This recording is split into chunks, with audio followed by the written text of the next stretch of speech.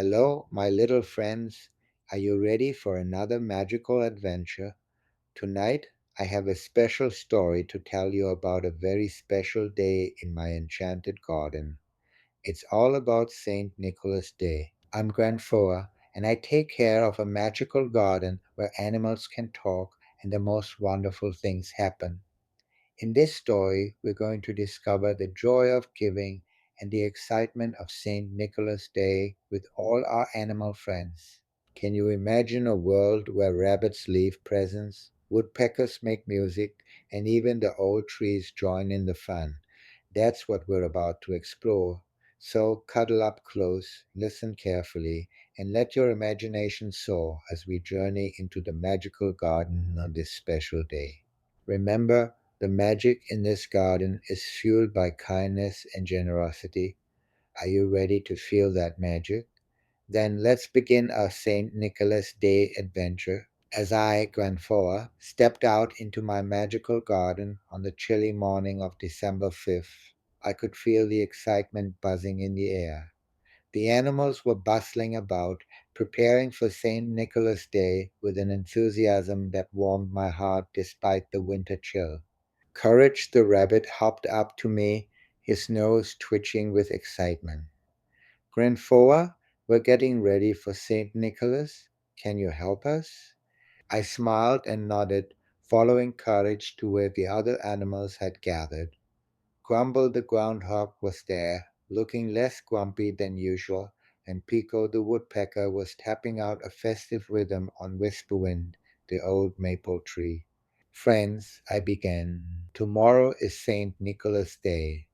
Let's prepare our garden to welcome his spirit of generosity. Flapjack the bird swooped down from Whisperwind's branches. I've heard the human children put out their boots for St. Nicholas. What can we do? Whisperwind's leaves rustled softly as he spoke. Perhaps we could create small boots for each animal in the garden, even those who are hibernating. I clapped my hands in delight. What a wonderful idea! Let's use acorn caps for the smaller creatures and hollowed out pine cones for the larger ones. The animals set to work with gusto. Courage and Grumble gathered acorns and pine cones, while Pico and Flapjack used their beaks to carefully hollow them out. I used my magic to create tiny boots for the sleeping animals, placing them gently outside their burrows and nests. As evening approached, we lined up all the little boots along the edge of the garden path. Now, I said, let's each place a small gift in someone else's boot. Remember, St. Nicholas was known for his secret acts of kindness. The animals scurried about, whispering and giggling as they chose gifts for one another. I saw Courage place a perfectly round pebble in Grumble's pinecone boot, while Flapjack tucked a bright feather into Pico's acorn cap. As night fell, we gathered around Whisperwind. I conjured up some warm cocoa for everyone, and we sipped it as I told stories of St. Nicholas and his legendary generosity. Remember, I said, the true spirit of St. Nicholas is about giving without expecting anything in return. It's about the joy of making others happy. The next morning, we awoke to a magical sight. Each little boot was filled with treats, berries, nuts, and small, shiny objects that glimmered in the early morning light. Even the boots outside the hibernating animals' homes were full, ready to bring them joy when they awoke in spring. Courage hopped about in delight. St. Nicholas came, he really came. Grumble, trying to hide a smile, roughly added, and he didn't forget anyone.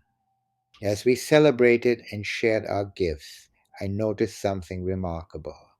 The garden seemed to glow with a warm, golden light, the magic of kindness and generosity made visible. You see, I told my animal friends, when we embrace the spirit of Saint Nicholas, we create a magic all our own, a magic that can warm the coldest winter and brighten the darkest night.